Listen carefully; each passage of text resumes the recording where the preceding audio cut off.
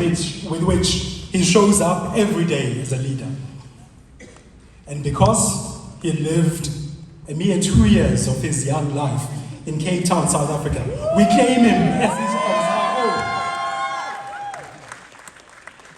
And so we think Madiba did not die in 2013.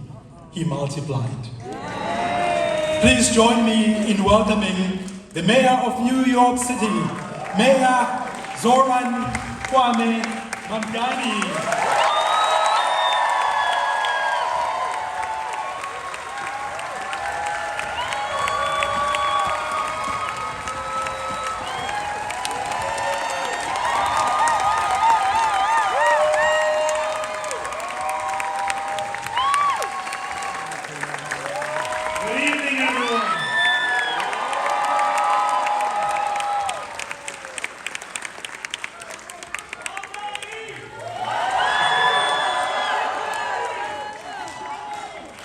Before I say anything else, allow me first to say thank you. What a privilege it is to be together to honor the leadership of the Nelson Mandela Foundation. For 27 years, this organization has insisted that Madiba's legacy belongs not only in museums, but in movements for freedom too. Thank you for the work that you have done and all that you are still yet to do. I want to say thank you as well to Mongiseni Muthelezi for organizing this evening and for inviting me to speak tonight. Above all, I would like to recognize a man whose legacy lives on in the millions that he inspired.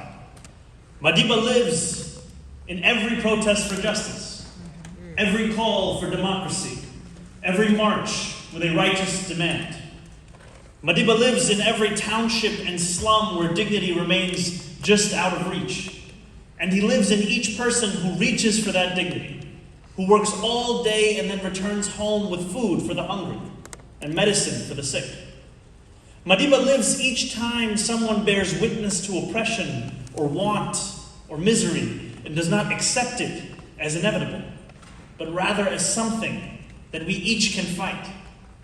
So many of us are only where we are today, can only drop a water bottle in the middle of this. Can only conceive of the principle as possible because Madiba showed us the path. By every measure, Madiba was first. Mzansi's first black president. South Africa's first head of state elected in a democratic election, when he was voted in by South Africans of every skin color. But for a 5-year-old in 1996 Cape Town, who saw Madiba's face on banners waving from building facades, he represented a different kind of first altogether. Madiba was the first president I ever knew, a man who it seemed had the power to change the world. It's difficult to explain what that meant as a child, so let me put it this way. Next to my childhood fridge magnets of David Seaman, Sylvan Wiltord, and the entire Arsenal team was a magnet of Madiba in a Bafana Bafana kit. When I return to those early years of my life, the lesson I remember most is that justice must be more than an ideal. It must be material. And I remember a leader larger than life who saw the same world I was just starting to glimpse and was trying, always trying, to use his power to change it. In the years before his death, Madiba was elevated into a pantheon beyond mere mortals. Today, the Nobel Peace Center describes him as, quote, a messiah for millions of people. If anyone was deserving of such reverence, it was Madiba. Perhaps it was him that Ricky Rick was thinking about when he rapped, everything I do, they want to do. Everything I say, they want to say. And yet tonight, as we gather to recommit ourselves to what Madiba's leadership showed could be made possible, we must also recognize that to treat him as more myth than man is to do him a grave disservice. It is to sanctify a man who once famously said, I am not a saint, unless you think of a saint as a sinner who keeps on trying. He was a man as subject to self-doubt as any of us. He was a member of a movement as inclined towards infighting as any collective on a long, winding march towards a noble goal. He was a leader who won seismic victories, and yet the struggle to win the South Africa he dreamed of is still there to be won. What a gift it is that Madiba was flawed like each of us. For it is impossible to emulate a Messiah. All one can do is worship. And it is his humanity that allows us to look towards the next generation of leaders and say sincerely, you too can be Madiba. We are together this evening to launch the Mandela Foundation Global Leadership Forum, to continue the struggle for dignity that guided Madiba for nearly a century. We are together to chart a course through the turbulent waters that lie before us, a global landscape roiled by strongmen and corruption, where rights are stolen away in the dead of night and apartheid in different forms endures. We are together, all of us, searching for answers, seeking to make sense of these fractures, straining to lead amidst upheaval. Often on occasions like these, the person fortunate enough to stand where I stand now will look out into the audience and ask them to imagine if Madiba was here today, what he would have said, what he would have done. Why not ask ourselves instead, when he was here, what did he say? And what did we say in return? We need not travel far to find the answer. Open these doors, walk 2 minutes to the B or D at 42nd Street, and take the train to 125th. Walk 10 minutes and you'll find yourself in front of CUNY's Aaron Davis Hall. It was there on June 21st, 1990, only 4 months after he had been released from Robben Island, that Madiba arrived for a town hall with ABC News' Ted Koppel. The eyes of the world had been firmly fixed upon Madiba since he had emerged from prison that February, just as they had been for decades. Yet for the first time, he could look back and answer whether he was everything he had been made out to be. There were many interested in making clear that he was not. Koppel had disguised an ambush as a town hall. In the audience, as well as joining by satellite from South Africa, sat questioners he had pre-selected, each poised to attack and isolate Madiba. Ken Edelman, a conservative pundit who would later become one of the loudest advocates for the invasion of Iraq, interrogated Madiba on the relationship he held with world leaders that the United States considered foes. Madiba refused to take the bait, responding, "One of the mistakes which some political analysts make is to think that their enemies should be our enemies." Koos van der Merwe, a leader of the South African Conservative Party, lectured Madiba as if he was an unruly schoolboy, saying, "Leave the violent campaign alone. Come and sit down. Become a normal person and talk. And lastly, forget communism." Madiba smiled. Then in Afrikaans he replied, "I am happy to know you. I hope that one day we shall have the opportunity to discuss the affairs of our country." You can imagine how the rest of the 80 minutes unfolded. Again and again, Madiba was condescended to and painted as a terrorist, a violent extremist, an obstacle to peace. After each hostile question, Koppel twisted the knife, waiting to see if Madiba would bleed. And each time, Madiba answered the questions asked of him, calmly and slowly. And then an hour into the event, Koppel returned to a question about Madiba's support for the Palestinian cause. Did that solidarity, he asked, mean Madiba was willing to alienate the Jewish community? It was a question so contrived that Madiba had to ask Koppel what exactly he meant. It is also a question that frankly rings familiar, one that I have been asked in similar forms many times myself. Whether opposing Israeli war crimes and violations of international law somehow makes you hateful towards a people. Madiba refused the premise. Instead, he flipped it into a different kind of question, about whether a politics of universalism can exist if it is riddled with exceptions, whether any of us are free if some of us are not. Towards the end of his answer, he said, "You can call it being political or a moral question, but anybody who changes his principles depending on with whom he is dealing, That is not a man who can lead a nation.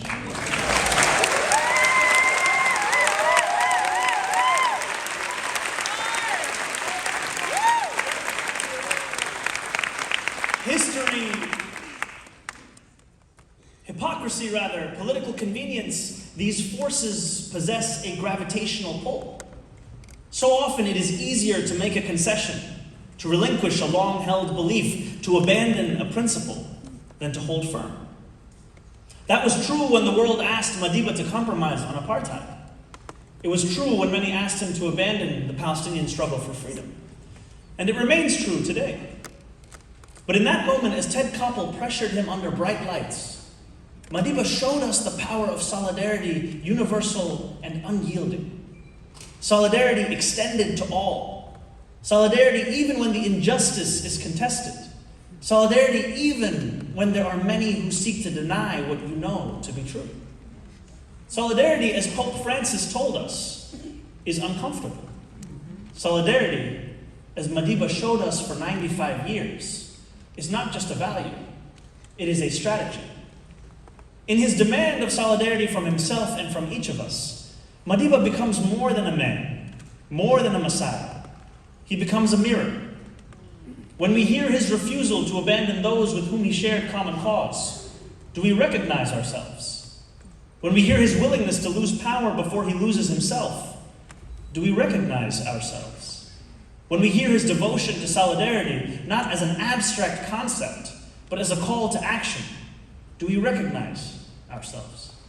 Or do we recognize only the version of Mandela that asks nothing of us? Too many do. I think of the Tories in the United Kingdom, who described Madiba upon his passing as a true global hero, despite having spent the 1980s opposing sanctions, opposing the ANC, opposing his release. I think of those at the highest levels of our federal government, who claimed to venerate Madiba, but kept him on terrorist watch lists until 2008, when he was 90 years old. That's right. I think of the jailers who abused Madiba, who left him with eyesight permanently damaged from working in a lime quarry without protection, and then still attended his funeral.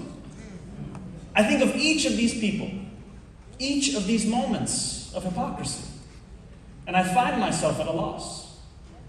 And then I remember Madiba, a man with the capacity to forgive, a man who extended solidarity to all. It was only through that solidarity that South Africa could envision a future different than the past. It is only through that solidarity that we can do the same. 3 days from now, the world will mark Nelson Mandela Day. Children in elementary schools will make presentations, world leaders will issue statements, and millions will come together to honor Madiba's legacy. We will mark Mandela Day here in New York City too. New Yorkers across the 5 boroughs will reflect on Madiba's endless march towards freedom. We will think of organizations like Jews for Racial and Economic Justice, or JFREJ, who came together for the first time the week of the Ted Koppel Town Hall to show, in fact, how many Jewish New Yorkers stood in solidarity with Madiba, and to hold a Shabbat service that raised $50,000 for the anti-apartheid struggle. And as we remember Madiba the man, some will ask ourselves a harder question. Who are we treating today the way Madiba was treated before history declared him a messiah?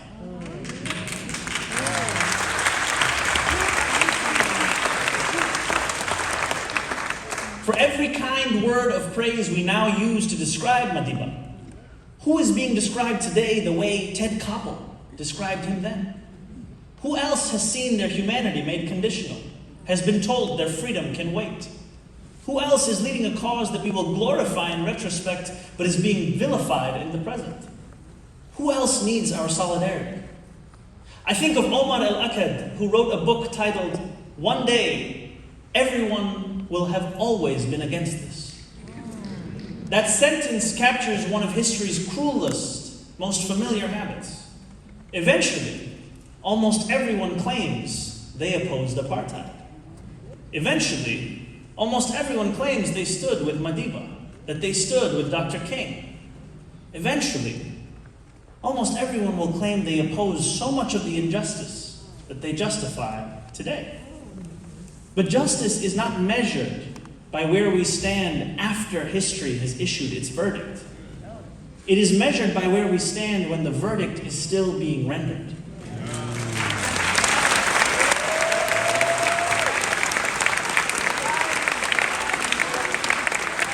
Why must we wait until 1,000 more parents bury their children?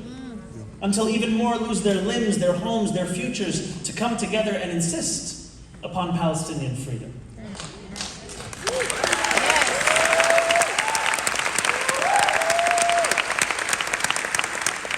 Why must Dr. Hussein Abu Safiya wait more than 18 months for freedom in Israeli detention?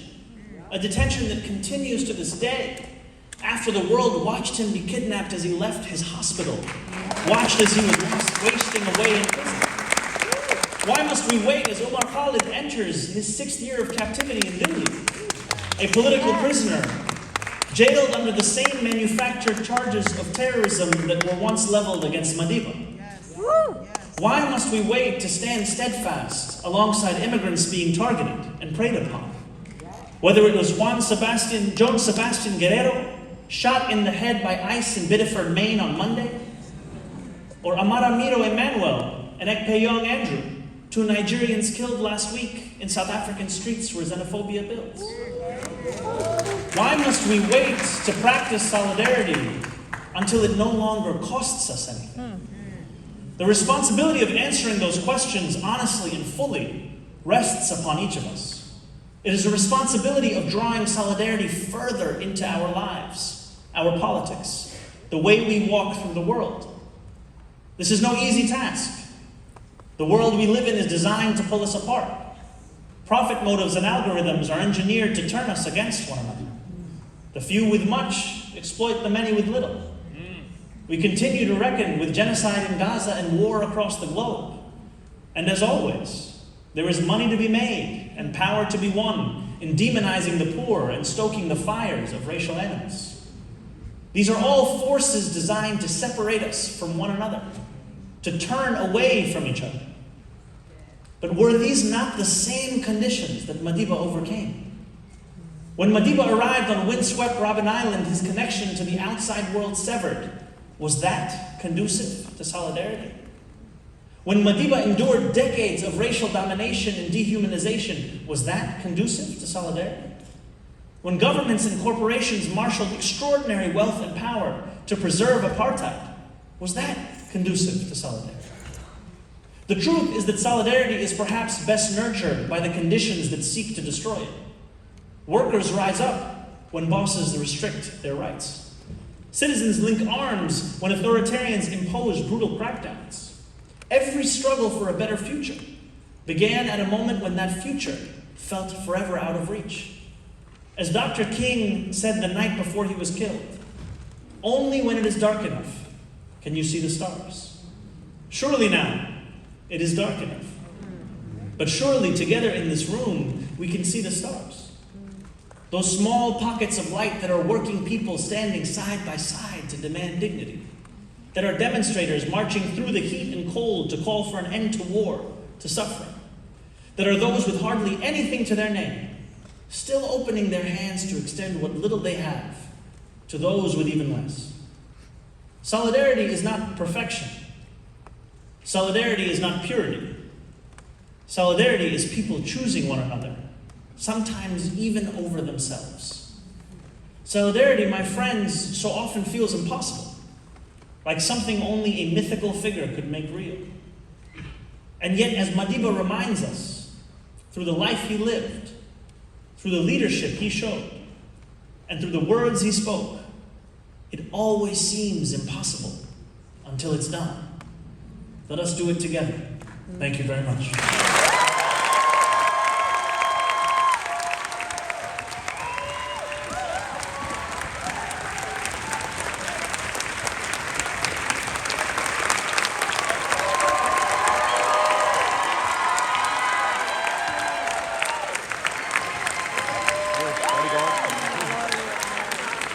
Mr. Mayor, there are a whole host of other individuals and VIPs waiting for you to come off stage. Who is this left?